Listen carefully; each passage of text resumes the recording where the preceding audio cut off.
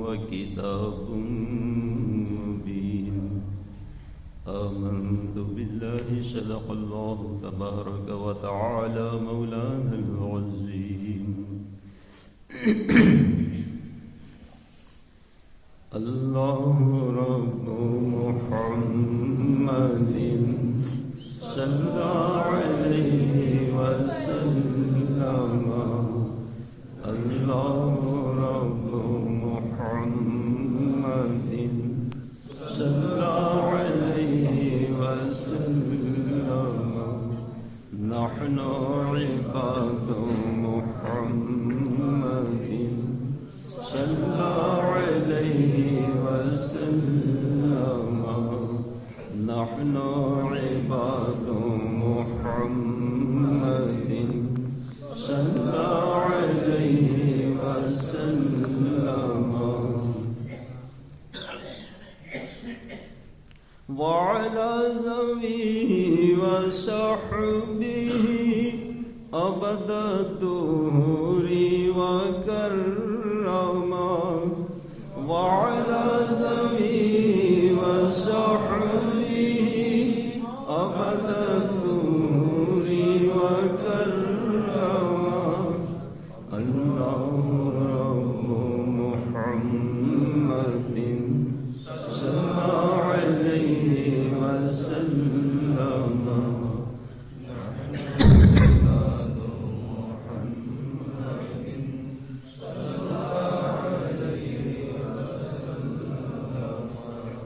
دل کو ہے فکر کس طرح مردے جلاتے ہیں حضور دل کو ہے فکر کس طرح مردے جلاتے ہیں حضور اے میں فدا لگا کے ایک ٹھوکر سے بتا کے یوں اے میں فدا لگا کے ایک ٹھوکر سے بتا کے یوں اللہ رب محمد صلی علیہ وسلم نحن عباد محمد صلی علیہ وسلم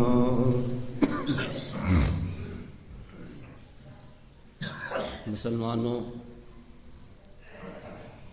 اللہ رب العزت قرآن کریم میں ارشاد فرماتا ہے وَلِتُكَبِّرُوا اللَّهَ عَلَى مَا هَدَاكُمْ تمہیں چاہیے کہ اللہ کی بڑائی بولو اس نعمت پر کہ اس نے تمہیں ہدایت دی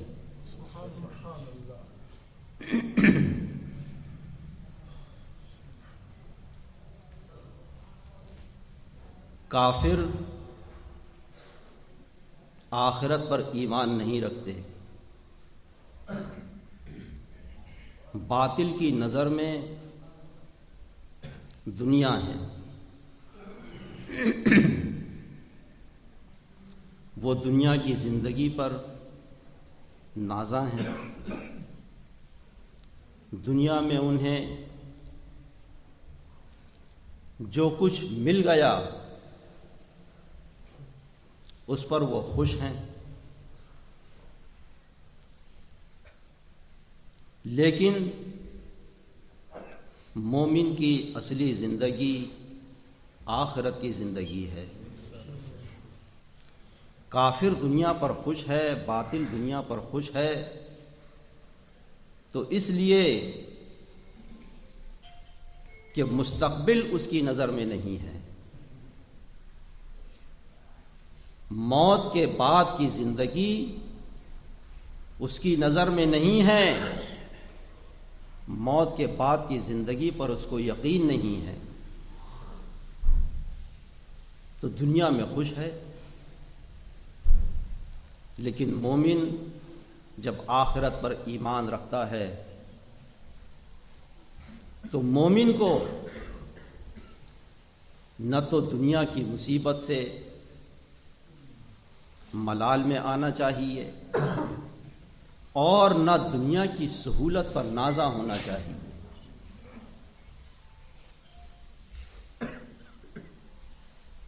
جو سہولت، جو آرام اللہ کی رضا کرنے میں مددگار بنے اچھا ہے، اور جو مصیبت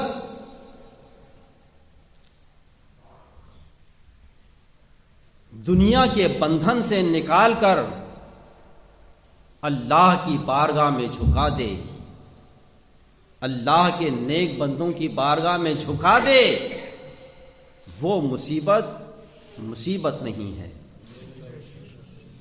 راحت سے بڑھ کر کے وہ نعمت ہے۔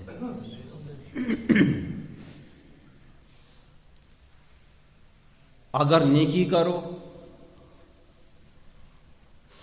تو یہ مت سوچو کہ ہم نے نیکی کی ہے، اپنے رب کا فضل یاد کرو،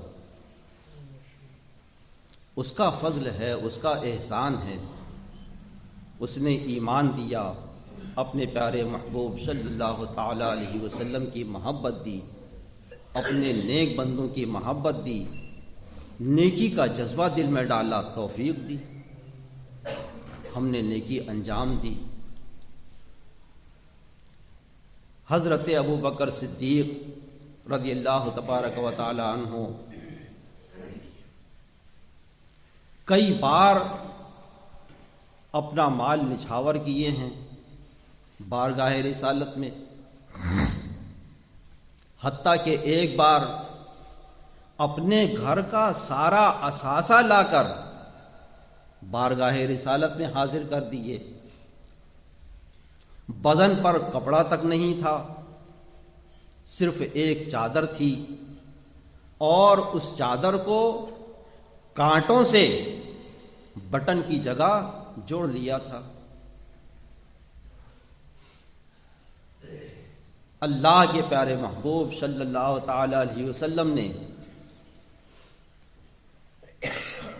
جب فرمایا کہ ابو بکر اپنے اہل و عیال کے لیے، اپنے گھر والوں کے لیے کیا چھوڑا؟ عرض کرتے ہیں اپنے اہل و عیال کے لیے اللہ و رسول کو چھوڑا ہوں، پروانے کو شمع تو بلبل کو پھول بس، صدیق کے لیے ہیں اللہ و رسول بس۔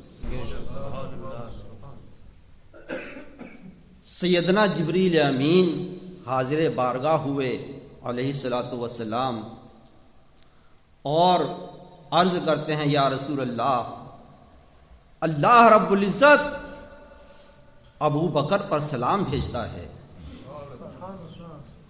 اور فرماتا ہے کہ ابو بکر اس حال میں تم اللہ سے راضی ہو یا نہیں؟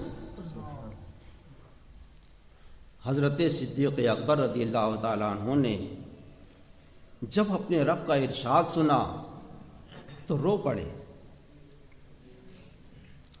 اور عرض کرتے ہیں اسخطو علی ربی، کیا میں اپنے رب سے ناراض ہوں گا؟ انا ان رب رازن، انا ان رب رازن، انا ان رب رازن، میں اپنے رب سے راضی ہوں، میں اپنے رب سے راضی ہوں، میں اپنے رب سے خوش ہوں۔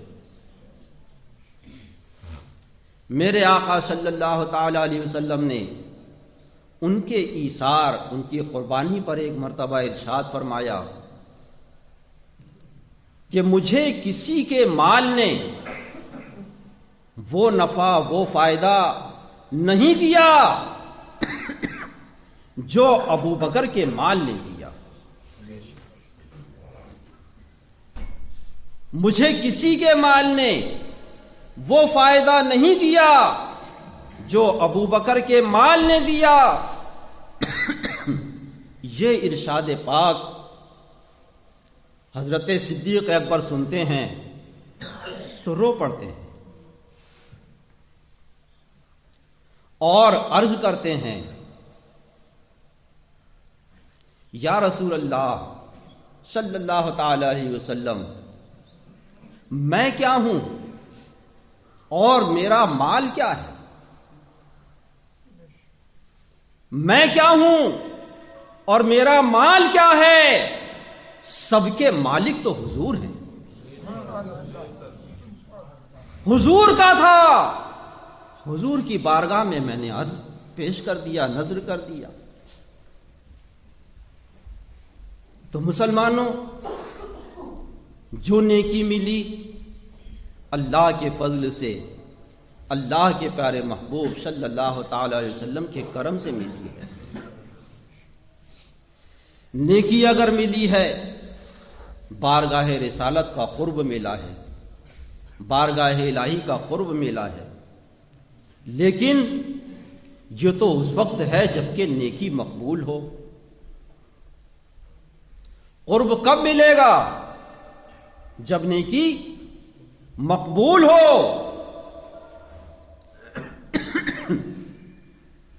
اللہ سے ڈرنے والے اگر ان سے گناہ بھی ہوتا ہے تو اپنے گناہ کی حالت میں بھی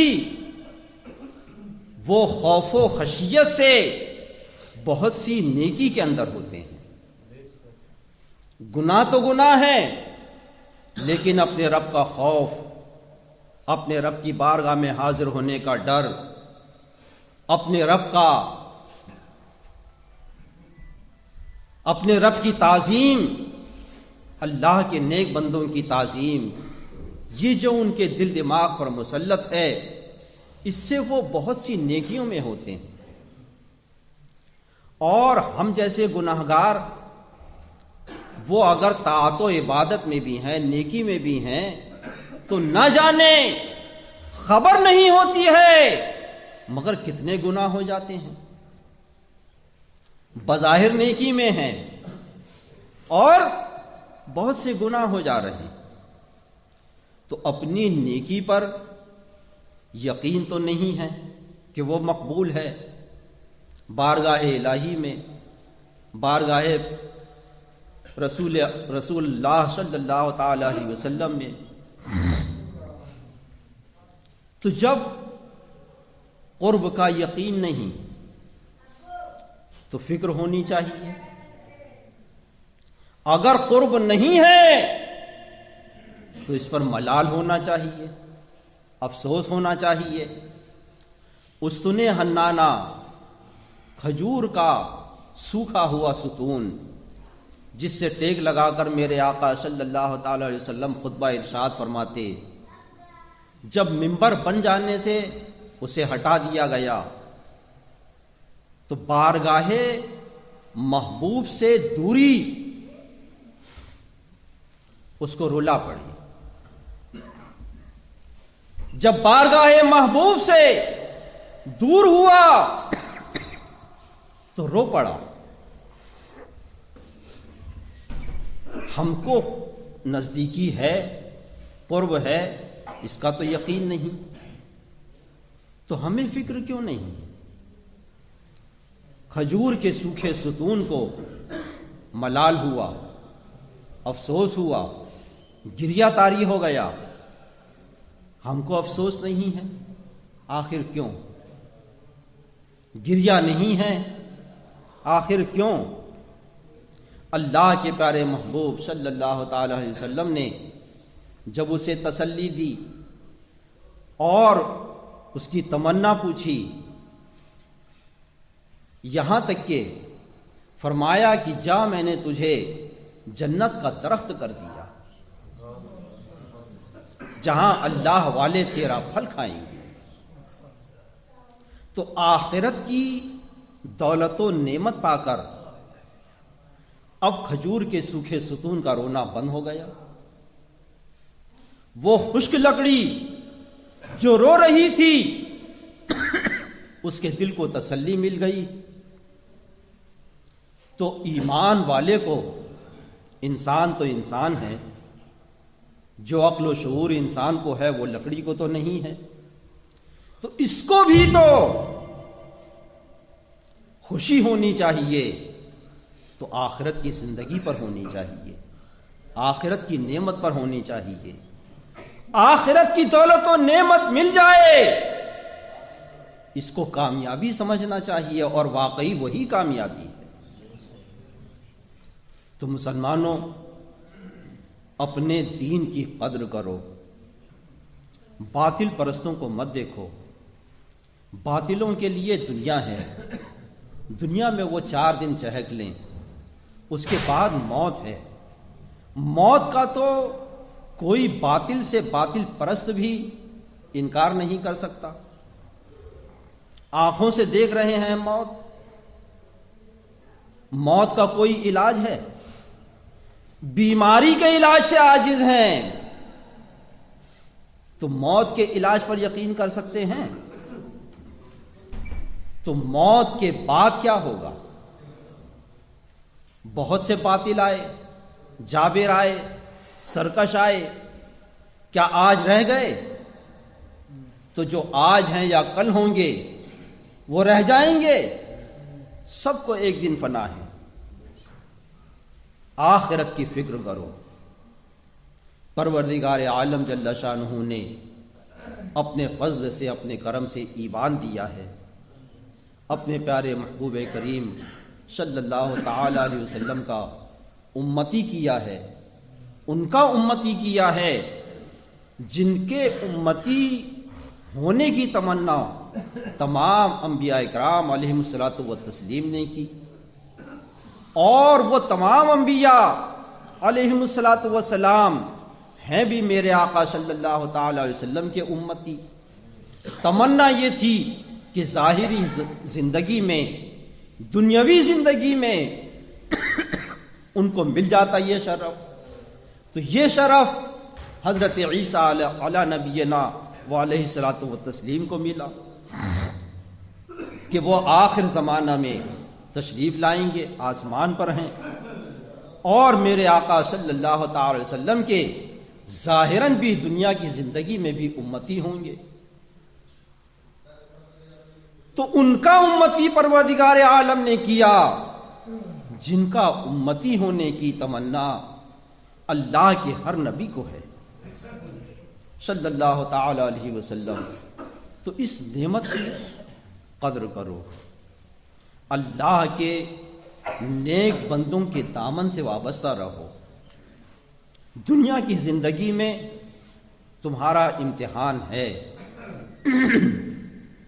ایمان لا کر، اللہ کو مان کر، اللہ کے پیارے محبوب صلی اللہ تعالی علیہ وسلم کو مان کر، ایسا نہیں کہ تم بے پرواہ ہو گئے، بے فکر ہو سکتے ہو، نہیں، امتحان ہے، آزمائش ہے۔ اہل باطل ہوئے ہیں اور ہوتے رہیں گے، ان تمام باطل پرستوں سے اپنے ایمان کی حفاظت کرنی ہے، اپنے ایمان کی حفاظت چاہنی ہے، اور اپنی ہر ممکن کوشش کے بعد بھروسہ اپنے رب پر رکھنا ہے، اللہ کے پیارے محبوب صلی اللہ تعالی وسلم پر رکھنا ہے، اللہ و رسول کی بارگاہ میں سچے دل سے فریاد رکھنا ہے کہ مالک و مولا، جو دولت و نعمت اپنے فضل سے، اپنے کرم سے تو نے عطا فرمائی ہے، اس دولت و نعمت سے ہمیں مرتے دم تک کے محروم نہ فرما۔ پھر دنیا کی زندگی کیا ہے؟ آنکھ جب بند ہوگی اور بندے نے اپنے رب کی رحمت کو پا لیا، دنیا سے جانے کے بعد اپنے رب کی رحمت کو بندے نے پا لیا، تو اگر یہاں ہفت کشور کا مالک بھی رہا ہو، آنا نہیں چاہے گا،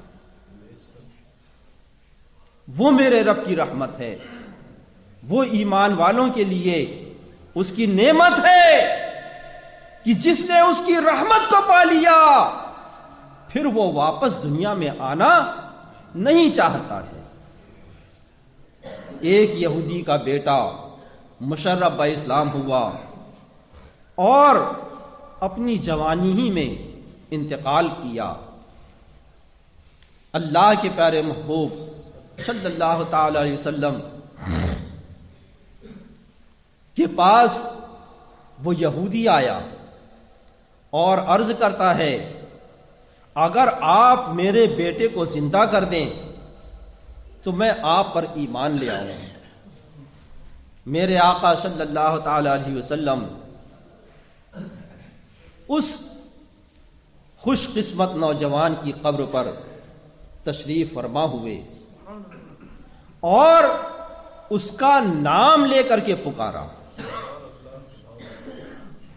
قبر کے اندر سے ان نوجوان صحابی نے عرض کیا لبیک یا رسول اللہ، میں حکم کی تعمیل کو حاضر ہوں اے میرے آقا یا رسول اللہ صلی اللہ تعالی علیہ وسلم۔ فرمایا میرے آقا صلی اللہ تعالی علیہ وسلم نے کیا تیرا دل دنیا میں آنے کو چاہتا ہے؟ کیا تیرا دل دنیا میں آنے کو چاہتا ہے؟ عرض کرتا ہے نہیں یا رسول اللہ صلی اللہ تعالی علیہ وسلم، میں نے اپنے رب کی رحمت کو ماں باپ سے زیادہ مہربان پایا۔ تو جس نے اپنے رب کی رحمت کو پا لیا وہ دنیا میں آنا نہیں چاہتا ہے۔ دنیا کی زندگی دنیا میں طویل ہے، موت آ جانے کے بعد کچھ نہیں ہے، ایک خواب ہے۔ اپنے دل کو اخلاص کی طرف لاؤ، خلوص دل سے، نہ کسی انسان کو خوش کرنے کے لیے، نہ کسی انسان کے ڈر سے، جو کرو اللہ اور اس کے رسول صلی اللہ تعالی علیہ وسلم کو راضی کرنے کے لیے۔ نیکی کا وزن دل کے اخلاص سے ہوتا ہے۔ وہ دل کا جذبہ دل میں اللہ اور اس کے پیارے محبوب صلی اللہ تعالی علیہ وسلم کی محبت جیسی ہوگی ویسی ہی نیکی ہوگی، ویسا ہی اس نیکی کا وزن ہوگا۔ صحابہ کے دلوں میں جو سمندر اللہ اور اس کے پیارے محبوب صلی اللہ تعالی وسلم کی محبت کا معجزن تھا، جو اللہ کا ڈر اور جو اخلاص خلوص نیت ان کے قلوب کو حاصل تھا، اس کی برکت کیا تھی؟ اس کی برکت یہ تھی کہ میرے آقا صلی اللہ تعالی علیہ وسلم نے ارشاد فرمایا کہ تم میں کوئی احد پہاڑ کے برابر سونا خیرات کرے، تم میں کوئی احد پہاڑ کے برابر سونا خیرات کرے اور میرا صحابی ایک صدقہ فطر یا اس کا آدھا خیرات کرے تو میرے صحابی کی خیرات کو اوروں کا احد پہاڑ برابر سونا خیرات کرنا نہیں پہنچ سکتا۔ تو یہ کیا تھا؟ یہ ان کے دلوں میں جو سمندر معجزن تھا، خوف الہی کا، محبت رسول کا، اخلاص کا، فکر آخرت کا، اس کی برکت تھی۔ بارگاہ رسالت صلی اللہ تعالی وسلم میں حاضری کی برکت تھی۔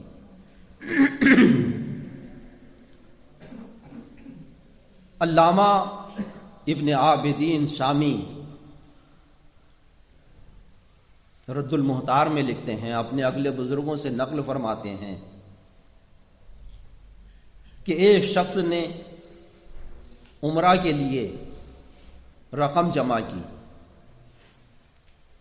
جب عمرہ کا ارادہ ہوا، سامان خریدنے کے لیے چلا. لوگ سارا ساز و سامان یہاں سے لے کر کے جاتے تھے، پہلے تو وہاں پاتے نہیں تھے. راستے میں ایک خاتون کو دیکھا، مصیبت زدہ پایا. پوچھنے پر معلوم ہوا کہ یہ خاتون کوئی عام خواتین میں سے نہیں ہیں، بلکہ اللہ کے پیارے محبوب صلی اللہ تعالی علیہ وسلم کی نسل پاک میں سے ہیں. ان کو مصیبت زدہ دیکھ کر اس کا دل بھر آیا، اور جو کچھ رقم لایا تھا سب کی سب ان خاتون کو نذر کر دیا. واپس چلا گیا. اب اتنا پیسہ تو نہیں تھا کہ دوبارہ عمرے کا سامان کرتا. لوگ، یہ حج کا واقعہ ہے، حج نفل کے لیے اس نے جمع کیا تھا، اور اب اس کے پاس دوبارہ حج کرنے کے لیے سکت نہیں تھی. حج کا وقت آیا، لوگ حج کے لیے گئے اور حج کر کے لوگ واپس آئے. اس کے شہر سے جو لوگ حج کرنے کے لیے گئے تھے، جب اس سے ملاقات کرتے یا یہ جس سے ملاقات کرتا تو سب سے پہلی دعا ان حج کر کے آنے والوں کی زبان پر یہ ہوتی، تقبل اللہ منکا، اللہ تم سے تمہارا حج قبول فرمائے. یہ لوگوں سے یہ دعا سنتا اور اپنے دل میں حیرت کرتا کہ میں تو حج کے لیے گیا نہیں، پھر یہ حج کی مبارکباد لوگ مجھے کیسے دے رہے ہیں. اسی حیرت میں تھا. ایک رات اللہ کے پیارے محبوب صلی اللہ تعالی وسلم کی زیارت سے مشرف ہوا. میرے آقا صلی اللہ تعالی علیہ وسلم نے ارشاد فرمایا، کیا تجھے اس کا اچنبھا ہوا کہ لوگ تجھے حج کی مبارکباد دیتے ہیں؟ عرض کرتا ہے، ہاں یا رسول اللہ صلی اللہ تعالی علیہ وسلم، مجھے اس کا اچنبھا ہے، حیرت ہے. فرمایا، جب تو نے میری آل کی قدر کی، میری آل کی عزت کی، میری آل کی تعظیم کی، تو پروردگار عالم نے تیری صورت کا ایک فرشتہ پیدا فرمایا، اس نے تیری طرف سے حج کیا. تو مسلمانوں، یہ تو اس کے فضل پر ہے، اس کے کرم پر ہے. تم یہ دیکھو کہ اللہ اور اس کے پیارے محبوب صلی اللہ تعالی وسلم کی رضا کس میں ہے. حج بھی تو نیکی ہے، عمرہ بھی تو نیکی ہے، لیکن ان مبارک خاتون کی مدد، ان مبارک خاتون کی تعظیم، یہ حج و عمرہ پر بھاری ہو گئی. بھاری کیسے ہو گئی؟ ان کو ضرورت تھی، ان کو حاجت تھی. اس حاجت میں، اس ضرورت کو دیکھ کر کے اس حج کا ارادہ کرنے والے نے اپنے پیسے کو صرف کیا. تو تم بھی دیکھو، سوچو، غور کرو کہ اللہ کے پیارے محبوب صلی اللہ تعالی وسلم کے دین کا نفع کس میں ہے. دینی کام کیا ہے، دینی ضرورت کیا ہے، دینی حاجت کیا ہے. اس حاجت میں، اس ضرورت میں صرف کرو. نام نمود پر مت جاؤ. نام نمود دنیا میں رہ جانے والا ہے، لیکن دین کے درد میں اللہ اور اس کے پیارے محبوب صلی اللہ تعالی وسلم کی محبت میں، ان کی نسبت کے ادب و احترام میں جو کچھ بھی کرو گے وہ تمہارے لیے نور ہوگا، وہ تمہاری آخرت کی دولت ہوگی۔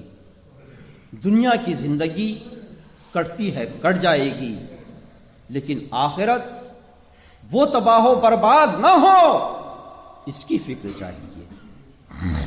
پروردگار عالم جل شانہ جو دولت و نعمت اس نے دی، مرتے دم تک اس پر ثابت قدم رکھے، ایمان پر دنیا سے اٹھائے، اور ہر سنی مسلمان کی آخرت بہتر بنائے۔ جو بھی مسلمان ہیں، سنی ہیں، دنیا کے اندر ان کو اپنے حفظ و امان میں رکھے، اور اپنے حفظ و امان ہی میں ایمان کے ساتھ دنیا سے اٹھائے، تاکہ آخرت کی ہمیشہ ہمیش کی زندگی وہ تباہ و برباد نہ ہو۔ آخرت کی زندگی ایمان سے ہے، نیک اعمال سے ہے۔ ایمان ہے تو آخرت میں کبھی نہ کبھی رہائی ہے۔ بندہ اگر گنہگار ہے، مجرم ہے، چاہیے تو یہ کہ اپنے گناہ پر نادم ہو، اپنے رب سے ڈرے، اس پر نازا نہ ہو جائے کہ آخرت و نجات ہے۔ ایمان سلامت رہا تب نجات ہے، ایمان سلامت رہے گا اس پر یقین ہے، یہ تو میرے رب کے فضل پر ہے۔ وہ جس کو چاہے اس دولت ایمان کے ساتھ دنیا سے اٹھائے۔ تو فکر چاہیے۔ جرأت اچھی چیز نہیں ہے، سرکشی اچھی چیز نہیں ہے۔ ہاں، شامت نفس سے، شامت اعمال سے جو گناہ ہوا اور بندہ توبہ بھی نہیں کر سکا، آخرت میں عذاب بھی پایا، تو بھی ایمان ہے تو اس کے لیے نجات ہے۔ اللہ کے پیارے محبوب صلی اللہ تعالی علیہ وسلم اسے بالآخر جہنم سے نکالیں گے، جنت کی ابدی نعمت میں پہنچائیں گے۔ تو اللہ کے پیارے محبوب صلی اللہ تعالی علیہ وسلم کی محبت کو دل کی گہرائیوں میں بساؤ، اور اپنے دل میں یہ جذبہ پیدا کرو کہ ہم اپنے پیارے آقا صلی اللہ تعالی وسلم کے ارشاد پر جہاں تک ہو سکے چل کر کے، عمل کر کے اپنے پیارے آقا صلی اللہ تعالی وسلم کی بارگاہ کا قرب حاصل کریں۔ کوئی نیکی دنیا کی پوری زندگی میں ایسی ہو جائے کہ اس نیکی کو لے کر کل قیامت کے دن ان کی بارگاہ میں ہم فریاد کر سکیں کہ یا رسول اللہ، میں حضور کا غلام ہوں، مصیبت میں گرفتار ہوں، میرے آقا کوئی نیکی نہیں ہے، آپ کی محبت میں اگر کچھ ہوا تو یہ نیکی ہے، مجھ پر کرم فرمائیے، اپنے دامن میں مجھے چھپا۔ تو اپنے آپ کو سنبھالنے کی فکر کرو۔ دنیا میں اہل باطل کی دولت و ثروت پر، عزت پر، شان و شوکت پر مت ریجھو، یہ سب فانی چیز ہے، 2 دن کی چیزیں ہیں۔ موت آ جائے گی، یہ سارا ساز و سامان ویسا ہی رہے گا، آدمی چلا جائے گا۔ تمہارے ساتھ بھی تمہاری دولت نہیں جائے گی، شان و شوکت نہیں جائے گی، تمہارے ساتھ جو جانے والی چیز ہے تمہارا ایمان ہے، تمہارا عمل ہے۔ تو باطل پرستوں سے